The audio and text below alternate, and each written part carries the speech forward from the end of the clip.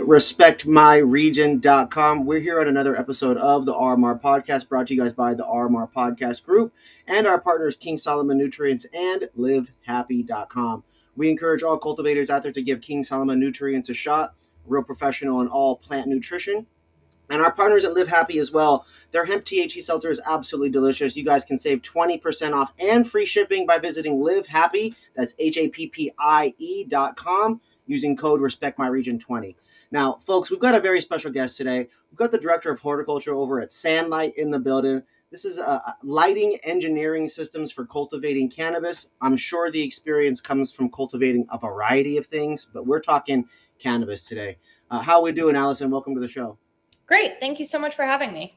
I appreciate you joining today. It's always nice to get to talk cannabis at a high level. Most people are obviously familiar with, of course, this light just went off. Most people are pretty familiar with cultivators across the country, big brands. I feel like it tends to be a pretty male-dominated space. People don't know that my OG cannabis plant mentor is this woman named Erin Lapskansky in Washington State. This one of the smartest women I know, put all the guys on game all over the place. And so big respect to the women in the cannabis space. Just wanted to take a moment and shout out your hard work there. Now, SANlight, Allison, what is it that you do on the daily there at SANlight? What is it that your company is all about? So I am helping SANlight expand over from Europe into the U.S. They own about 60% of the market share out in Europe. They're one of the most popular lighting brands. Everyone loves them. But here in the U.S., nobody's really heard of them. Okay. So it is my job to help them expand over here, get cultivators familiar with who they are, and then also assist cultivators once they receive their lights in getting them up and running, answering any questions they might have as how to use them or how to optimize everything. And that's what I do. It's a little bit of a support role. It's a little bit of a science role. It's a little bit of client success, all that kind of stuff. All of the above, yeah. Which, now, you obviously carry the title, because I asked you at the beginning, the Director of Horticulture. So I would assume growing things is probably one of your specialties in your life. Yeah, that is my expertise. So I've been doing cultivation out in California for the past 15 years. I had my own cultivation company, legal under Prop 215. And then when things got legal in 2018, I started taking on some director of cultivation roles for facilities all over the country, and then also started a consulting company. So I've been doing that all over the country and now also a bit in Europe as well. Which do you enjoy more? Which hat do you enjoy wearing more? On your own, with your own, all of your responsibilities? Or do you enjoy having all these different projects that you get to freestyle and fix all their problems? I like to be busy. So I love having all these different projects to help out with. Yeah. I love doing different things all the time. So working in all these different facilities with all of these different people, I find really fun. And also I love to help people. So if I can help other cultivators optimize their production, that's my favorite thing to do. Yeah, because it's like you have a bunch of babies versus just having one baby in my instance, right? And so it's like, for me, I've heard that pretty often when people get so good at growing, or become, not to say easy, because plants are difficult in their own ways, but when they become good at it, they get that green thumb, it becomes almost more fulfilling to get other people to achieve their full potential comparatively to just yourself, right? It's true. Yep. So I love having my own projects, but it's really fun also to be working with a bunch of other people and helping them with their projects as well. I love hearing that passion from you as well. Now, in terms of your background, were you smoking weed in high school? Were you one of these legacy people? Were you one of those kind of girls growing up? Yeah. Talk to me a little bit about that journey and what that looked like in that era, and then what it progressed to through your adulthood and into a career.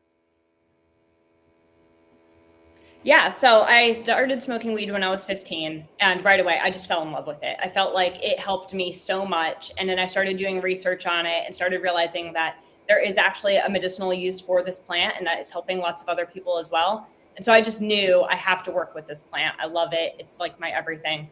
And when I was 19, I got arrested for selling weed, and I was on probation for 2 years. So after that, though, that was the thing that made me realize, I'm like, I can't stay in New Jersey where it's illegal. I have to move out to California and actually have a place in this industry and be where it's legal and where I can continue to like push what I want to do with this plant. Mm-hmm. So I moved out to California at 22 and right away just fell in love with cultivation and have just been working on the cultivation side of things ever since. That's crazy. And it's inspiring to hear, because I have come across, now that the East Coast is legalized, right? Yeah. Yep. excuse me, I have come across a number of people that have a similar journey, and now they went and owned things here in Cali, and they went back over there, and now they got a huge facility, and they're in their neighborhood where they went to high school. You know what I'm Exactly. saying? It's so ironic. And It's what's really very. fun too, so I just got awarded a license Mhm. for cultivation, manufacturing, and a dispensary in Minnesota. And one of the things Woo! that got me that license is I qualified for social equity because of that arrest back when I was 19. So it's like Wow. full circle thing, and it's really cool. It's like it feels weird as somebody who hasn't been to jail for anything yet. Knock on wood. Thank God. I've had my run-ins for fucking sure. Excuse my language. Shout out college. Um, but as somebody who's constantly cheering for other people finally getting that, it's like, yeah, but it's like you also had to sacrifice part of your life, part of your Yeah. freedom for a little while for this plant, and sacrificing our freedoms and sacrificing our families, some of the relationships. These things really start to add up and take a toll over time. So I can only imagine how good it felt for you to finally get uh, in this adult use legal framework, if you would, finally get your skin in the game. No disrespect to 215, that's not the same reality that It many of is us are operating in today. it was still scary back then too, even into Prop 215 days. Like we had able to do a lot with it, but it was still people were still getting raided all the time. People were Yeah. still going to jail for it. So it's really nice to see how far we've come. And I think that we still have a far way to go. It sucks that there are still people in jail for this, but Mhm. definitely gotten a lot better. Now, you know how we talked about male dominated space, and this conversation isn't about only that, folks. But one of the key things that goes into master growers, directors of horticulture, is experience. So not because I question any part of your experience. You're the grower. I'm not. I've grown 6 plants outside of my house. I ask these questions to learn, Allison. What is the school pattern? What is the experience pathway, the journey educationally to get to the point where you're at today? So that way, people that want to have a similar career as you, they can maybe follow that journey. Let's give some game. How does somebody get into this role in the first place? I feel like there's a lot of different ways you could go about it. What I Mm-hmm. personally did is I just started working for other growers. I learned as much as I could from them. And then they really kind of encouraged me to go out and start my own thing. They were like, you know so much, you're ready Yeah. to do this. We're here to support you. Spread your wings. Spread your wings. Exactly. So I got really lucky by working with growers who were really great, taught me a lot, then started my own thing and just kind of learned a lot by trial and error. But then I did actually go to school. I went to Cal Poly Pomona and got a degree in plant science, which taught There we me go. so much more as well. It kind of fills in the gap when there's a traditional layer with Yep. the real life experience, right? Yeah. Yep. It was really fun to see because I'd already known a lot about how to cultivate cannabis, but I didn't really know anything about growing other plants. So Yeah. going to school for plant science, I was very like, oh wait, cannabis is just a normal plant like all these other ones. And it did give me a lot of insight on how to optimize growing cannabis as well.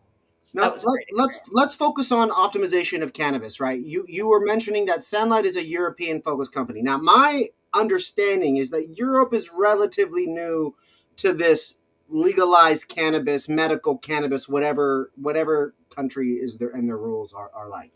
One of the questions I have on here is make sure to ask you what the state of European cannabis is like, but in like a brief summary, if you would, because there are quite a few now with different setups and different systems. Yeah. So European cannabis, it's really different than here, just in the way that it's much smaller facilities. It's a lot more home grows, and all the social clubs are much smaller operations than what we have in the US. Interesting. I was talking to our CEO about this today, and he was saying that the biggest facility he's seen in Europe is around 40,000 square foot, which here in I the just US, assumed they were all big flower, like Dutch Netherlands looking no, greenhouse. That's yeah, what I they're assumed. actually much smaller out there for Wow. cannabis. Okay. And so he was saying the biggest one he's ever seen was around 40,000 square foot, which is a Yeah. big facility, but out Yeah. here in the US, that's kind of a common normal size. Yeah. So yeah, everything there is much smaller than it is here. And they're more Interesting. focused on having really high tech equipment and being just optimizing everything and starting small and scaling as they can efficiently. Whereas here in the US, I feel like we just go really big, really quick without having some of the installed or without Yeah. having things really optimized. And then we're at this big scale with a couple of issues as opposed to where they start small and don't have as many issues. Interesting way to approach the problem of cultivating good cannabis, Right. right? Because Yep. I mean, it's the same goal. We're trying to grow good weed, the best cost per square foot or whatever the Yep. numbers are for each person's situation. Are these businesses out there, or are we still talking gray black market? No, there's real businesses out there. So it is kind of, from my understanding, more like back in the Prop 215 days where you have these social clubs and you have these patients and then you can grow for them.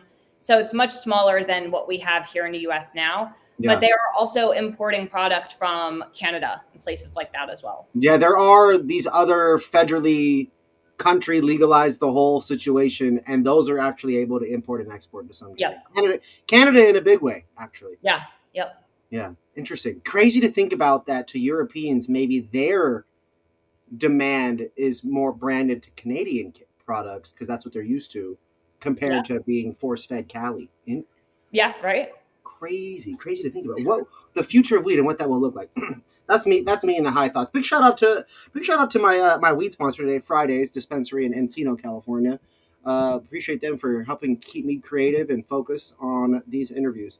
Now, Allison, SANlight's mission and what sets the brand apart in the lighting market. Here in the U.S., I'm familiar with Foes, Philips. Philips is a big, huge part of an electric company like General Electric or something. Yeah. Right? Yep. Or like something crazy. But Foes is a group of cannabis people. So what separates you guys, or what makes you different? Because it's better is subjective because everyone's situation is unique. So it's about what's better to them is what Exactly. I've come to understand. Right. Yeah.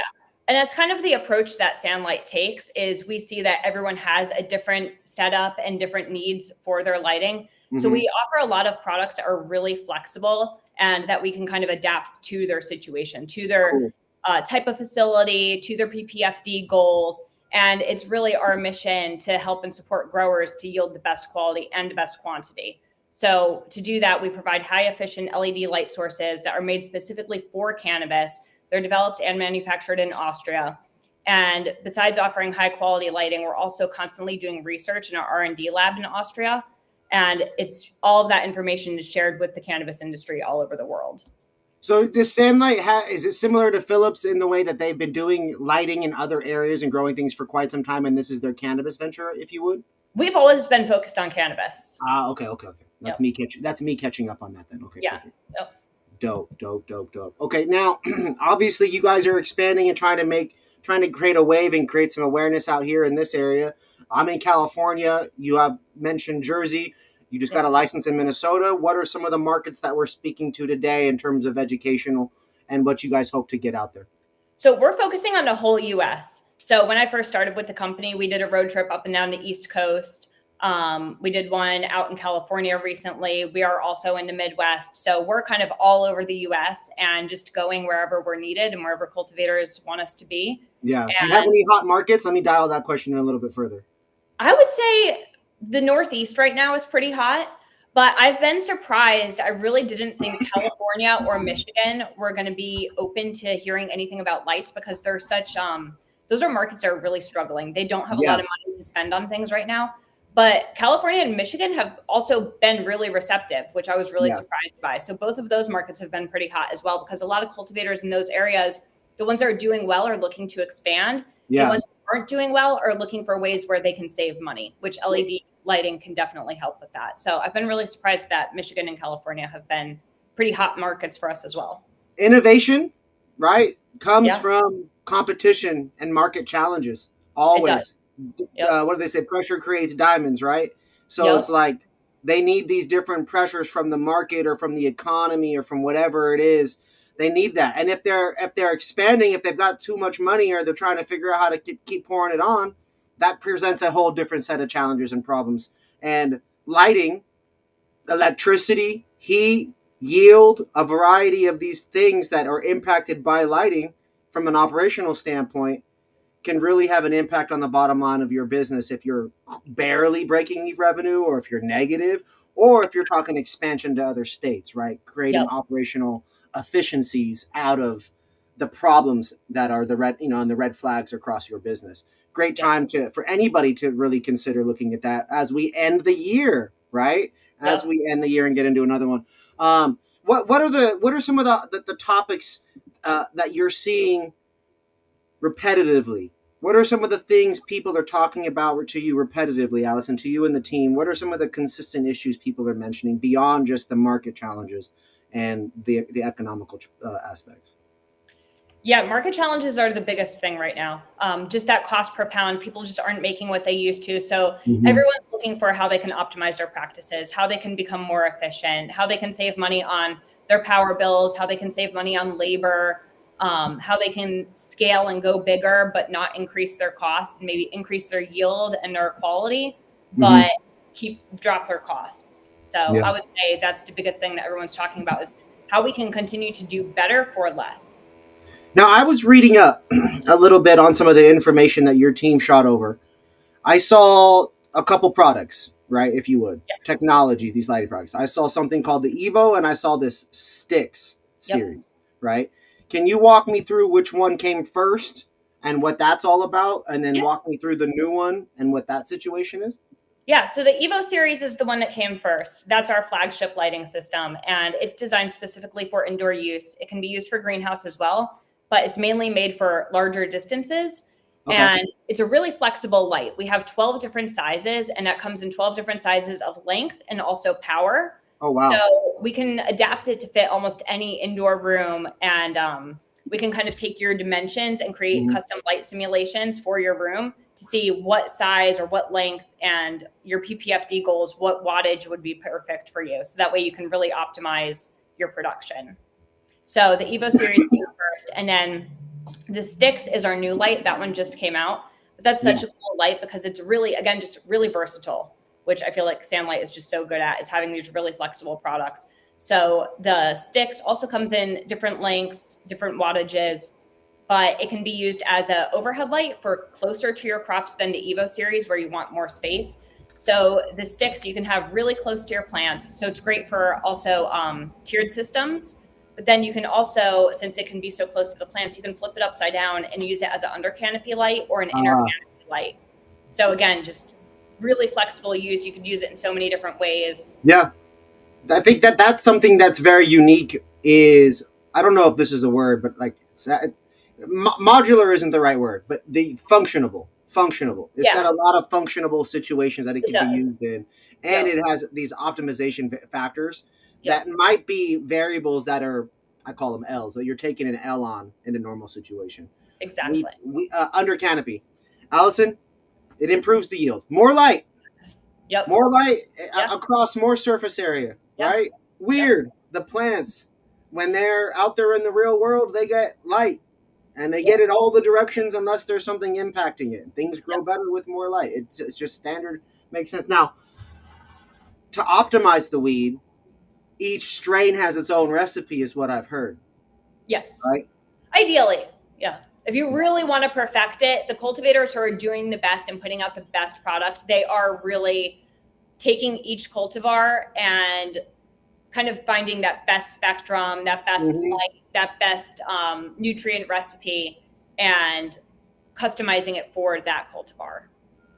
When you have data driven measurables, we're able to keep customizing, right? Exactly. When you're Yeah. able to keep using data and the dew point and the water activity, and Yep. we're talking lighting and the different types of lighting involved and the different color spectrums and things, and then the timing of that, all of this goes into getting the best situation out of each one. But when we're talking commercial cannabis, you're not always able to grow just one strain in a room, right? No, usually are not Yeah. We're because the talking different market is tables and different demanding strain. Yeah. so many different things. How So I does do. SANlight fit into that equation, knowing that in the US, we've got all these candy gases, all the candies, all the pines, the classics, and oftentimes they're all in the same room doing different tables, organized in a way that's good for operations, you typically speak. How So does SANlight fit into that equation, Allison? our lights, like I said, they're really flexible. We offer so many different lights and there's so many different ways to use them. And then you can also dim them. But we're also really open to working with cultivators. And so we have a lot of people who do want to customize to each strain. And so we have one cultivator who we were just working with who was like, well, I want my HPS in the room, but I also want to implement some LEDs. So we can work with people on whatever things they want to experiment with or try, and create these custom simulations for them so they can see, even before they put the lights in the room, how the plants will do. And then we can just kind of work with them through see what's working best with their exact strains and how we can continue to perfect everything with them. Now, in the early days of LED's onset into growing cannabis, I don't remember the early days, the specific years, as I don't grow cannabis and wasn't on the receiving end of getting LED pitches. But I felt like it was that 16, 17, 18, 19, 20 window, if you would, and then it's still continued into now because not everyone's on it, right? As is proven by that HBS mixture method, if you would. Is that a fuller spectrum of lighting? Is because I remember hearing this comment was, oh, the LEDs, they don't penetrate the canopy deep enough, they're not powerful enough or whatever.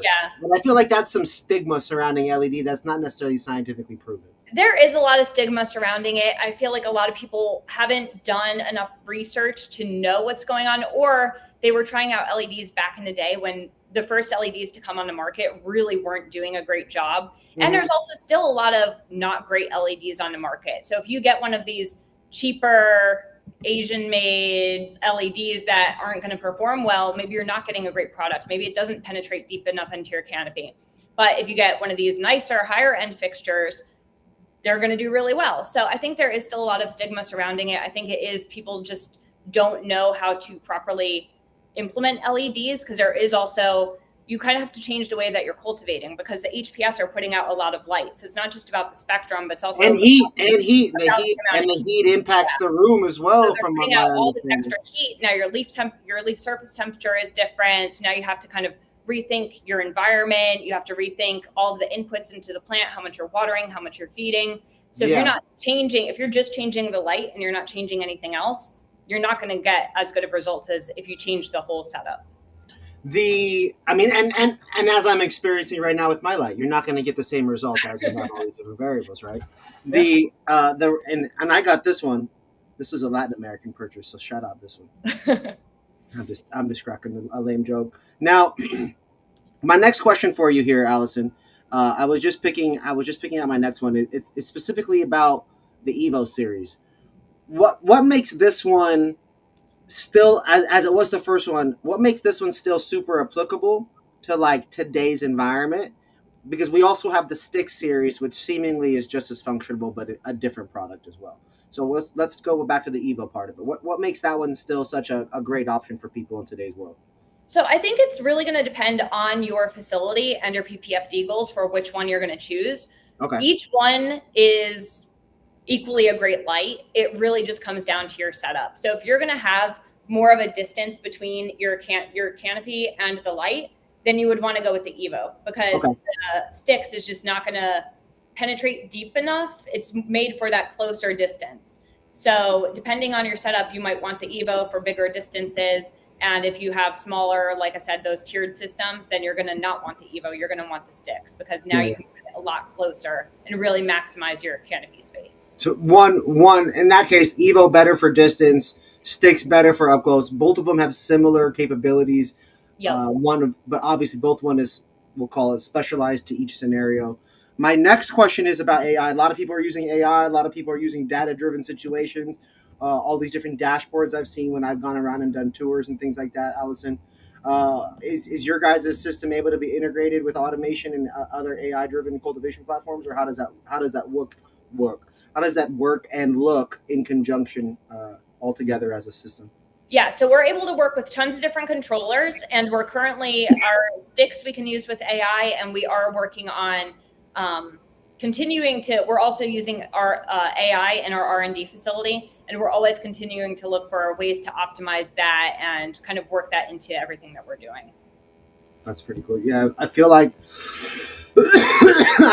AI, and as a layer on top of what people already know is needed, creates this like 24/7 identification opportunity. Where it's like we can always be looking for weaknesses, we can always be looking for strengths, we can always be kind of tweaking things in maybe large ways or small ways. Yeah. Well, the cool thing about AI too is it can pick up on things that humans can't sometimes, and it can also be watching it a lot more than humans and giving Yeah. unbiased feedback. So you can Yeah. see there's certain AI out there that can tell you, oh, you have 30% more chlorosis today than you did yesterday. A human might not pick that up. One person might go in a room and be Well, like, oh, how are yeah, we supposed to notice that by the naked eye, for example? what's Right? that? How are we supposed to notice a lot of these problems from the naked eye, for example, from like Well, oh, it's worse this much over this exactly. time, right? Yeah. Well, that, and then also it's kind of up to whoever is looking at the plants to decide that. So one person might go in and be like, oh, they look more yellow, but the other person goes in and like, no, they look better today than yesterday. Yeah, So with yeah. AI, you can really, there's no unbiased opinions. You know exactly how much more or less it is, and you have more actionable insights from it. Now I know one of the key aspects of lighting is cost, right? And so, what is some data or some testing or something that you guys have been able to gather in terms of the long term cost savings or maybe some performative aspects of the systems? So you're going to save a bunch on LEDs in general, just because they're not consuming as much power as HPS. Yeah, But it really comes down to your whole facility. Just changing out the lights is only one aspect of it. So if you can also change how much HVAC you're using, because LEDs are putting out less heat, if you can also optimize other parts of your grow, then that's where you can get some real savings. But people are finding that they can cut their electric bills almost in half by switching from HPS to LED. that's crazy to think that someone's cost can be cut in half, Yeah. and that way, are there? This is a side question for me because this has me just thinking. Are there intensive labor costs tied to lighting, or are we primarily using a lot of data? Like beyond the setup, are we primarily using a lot of automation and data at that point to kind of Yeah. run things? Yeah. It depends on each facility's setup, and each grower's methods of cultivating. Some people just mount the lights and just leave them there. Some people are moving them up and down throughout. Some people have that portion automated. Some people are going in and doing it by hand. So it kind of depends on the facility and the grower, how much Yeah. labor is involved. But switching to LED is not more labor intensive than growing with HPS. LED is a part of the sustainable movement, It is. also a technological innovation beyond just some sustainability buzzword to the Yep. reality. It's not. I'm sure it's some. I'm sure there's some elements or brands or products that can very much imitate a high pressure sodium light. Yep. I'm sure there's crazy, all these different elements that go into it, right? Um, from a from like a how much does it matter standpoint, do people care about the sustainability part of it in the running these businesses across the country? Is that a huge conversation aspect? I would say for most people, it is. I feel like it always should be. Some people don't care, Like I'm which from Seattle, like I grew up recycling. To me, it just is a no yeah, brainer. Like, oh, LED, okay, cool. It's not as yeah. hot, less energy, save money. Great, So I perfect. would say it kind of depends on certain markets too. Hmm. Since we're in the whole US right now, you will see in certain states they're much more concerned about the environment and sustainability than in other parts of the US. Yeah. So I would say it's a mix of both, but I think that it's something that over time everyone will think is important, because the more sustainable you are, the more efficient you can be, which usually comes out to cost savings as well. I mean, if you care about like having your money last longer, then sustainable Exactly. is smart, right? It Then it's like is. I'm trying to spend less money Yep. to and have better results scientifically, versus spending more money to do the same thing to potentially not get the same results. I guess I Yeah. don't know. To Doesn't me, make it's a sense. no brainer. I guess, but Yeah. who am Yep. I? I'm not a. I'm just a humble backyard grower one time in my life, right? Um, in terms of some examples of how you guys have been able to help some facilities in the U.S., do you guys have any cool examples or any brands or any things that you guys can share? Yeah, so we're just now expanding into the US, but we're partnered with a couple of people. And I think the coolest ones are seeing those switches from HPS to LED and just how much Hmm. money you're saving them under electric bill. And then also how much more you're optimizing their grow. Because with the HPS, we'll do comparison simulations, and you'll see with the HPS, you're getting these deep peaks and valleys of PPFD where you're getting a lot more light in one area than another. So it's really not consistent throughout the room. And when you make that switch to LEDs, not only are you getting a much more consistent product because everything is more even, but you're also optimizing your yield. So these growers are saving money on their electric bills, and now they're also increasing their yields and making more money overall and getting a better quality product. So Yeah, I was just gonna say, what are some of those specific increases from like a like let's talk about the positives of LED. Cheaper costs of mhm. electric, right? So operations, cheap costs. And then what are some of the positives in terms of like what are some specifics, be yield and whatever else, some of those Yeah, layers. just increasing quality and increasing yield.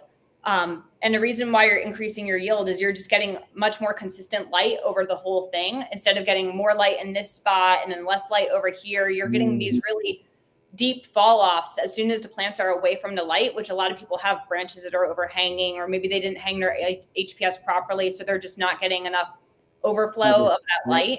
So when you're switching to LEDs and everything is much more even, now your whole grow room is being properly lit, which is going to lead to a higher yield. Allison, you've been growing weed for a while. You've 15. seen 15 years. Yeah, Yep. yeah. How do you define good weed? What can you describe that? What is like visually, smell? What is that all like to you? Yeah, so I think everyone has their own different definition of what good weed is or what they personally like. So what I personally like is I love sativas. I am not one of those people who's like, oh, it needs to be candy, it needs to be gas, it needs to be purple and frosty and these really tight nugs. I actually kind of like sometimes the fluffier nugs. I like the nugs that look more natural. I do like lots of trichomes. I do like cool colors, but I think the most important thing for me is the terp content or terp profile. I love really unique smells and just more of a sativa type high. Is I guess how I define it. I'm with you. I'm with you. I love sativas as well. Yeah. My old favorite strain used to be Dutch Treat for a while, Oh, I loved that one. and then That it was really started good. because it was cold in Seattle. I would smoke the sativas. It would make my body get tight, and then I Yep. would hurt and be cold. And so I coming to Cali. I'm a Kush guy, OG everything. Right Yep. now I got OG is ice. when I first started growing. Oh, really? Yeah, that's the first plant I ever grew was OG. I heard that it's a finicky plant and kind of difficult. Do you believe It's that really holds true? difficult. So I'm actually really glad that was the first thing I ever grew, and I only grew OG for the first couple of years I was cultivating.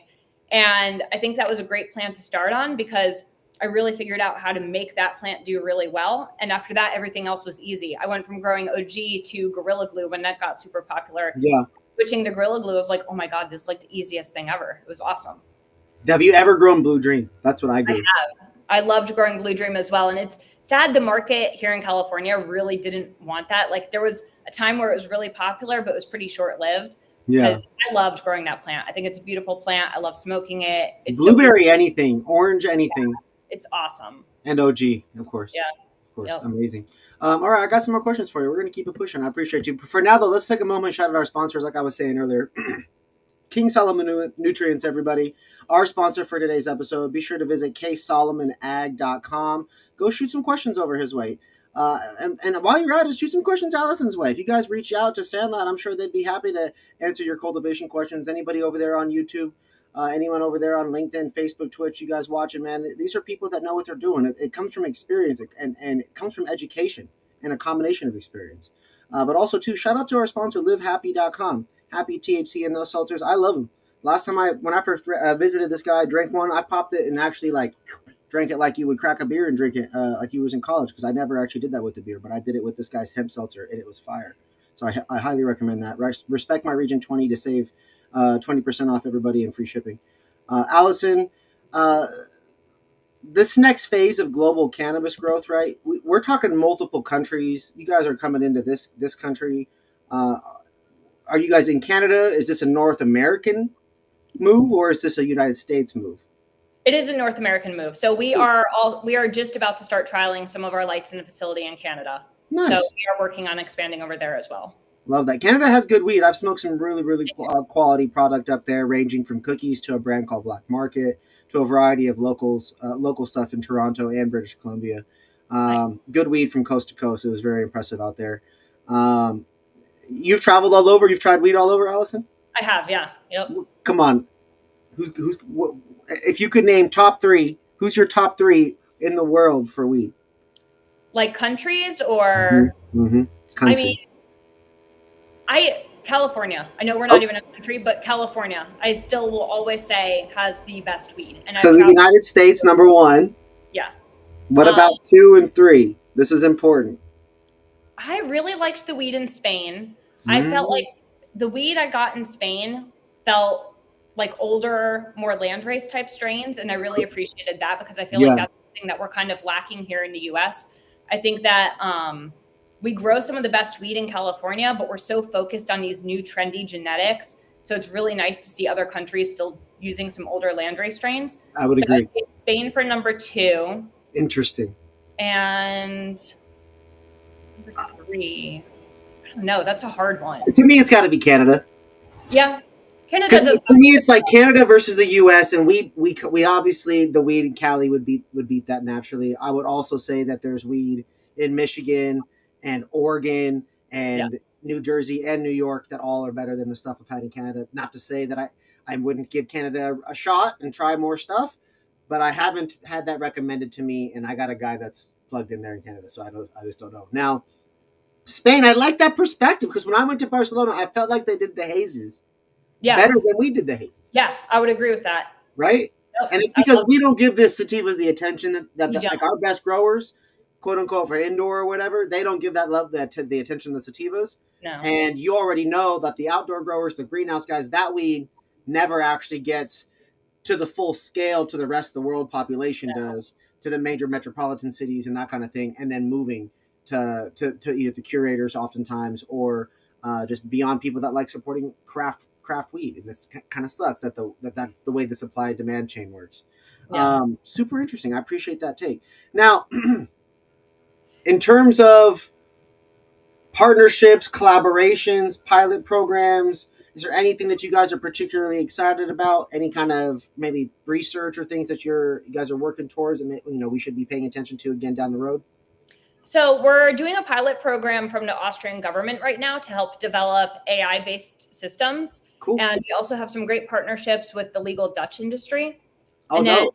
yeah, and then we have a few new partnerships in the US that are starting up, which we're really excited to see.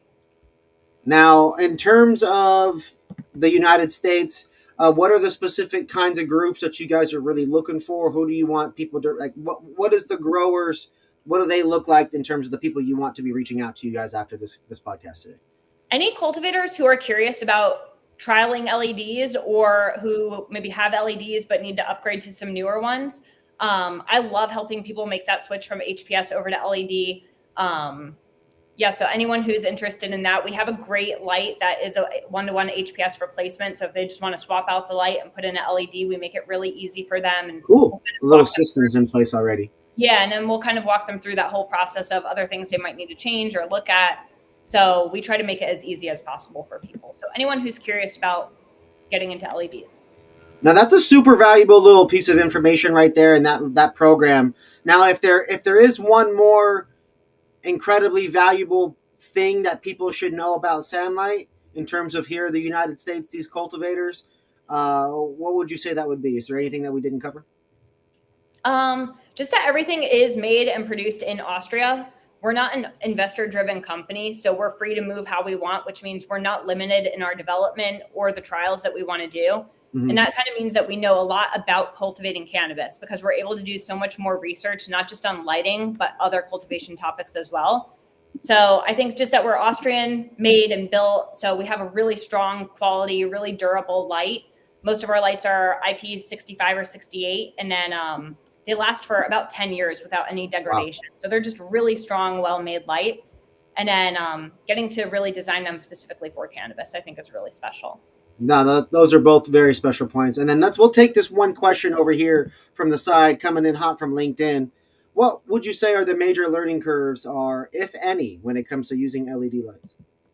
So when you're making the switch, HPS puts off a lot more heat and LED doesn't. So you're going to want to run your room a bit differently. So with HPS, you're typically running your rooms a bit more cooler and drier. And with LEDs, you can run them a bit warmer and more humid. Yeah, it's a different balancing act of the humidity and the temperature again. It is. Yep. Very interesting. Appreciate you, Allison, for the game. Everybody, today has been a wonderful conversation. I hope you guys have enjoyed it. We've learned quite a bit here. Big shout out to SANlight, and we wish them nothing but success on their expansion. To any of the groups that would like to reach out, Allison, what is the best way for them to get a hold of you and or the team? They could go to our website, us.sanlight.com, and all of our products are on there. And then also a way to reach out to us is on there as well. Absolutely. Director of Horticulture, Allison Zervopoulos, everybody. I appreciate you for joining. I hope you have a good rest of the Halloween month. And for those of you guys watching, be sure to reach out the website she just mentioned. And if you guys have any questions, feel free to drop them in the comments. I will also share them their way. Thank you all again. Allison, what would you like to leave the people with today? Just thank you so much for having me. This was so fun, and I just love talking about growing. So anyone who has any more questions, please feel free to reach out. We'd love to talk to you. It's been a pleasure. Be sure to reach out, everybody. I'm Joey J. Ping. This is Allison. SANlight, respect my region, and we'll catch you on the next episode. I love you guys. Peace.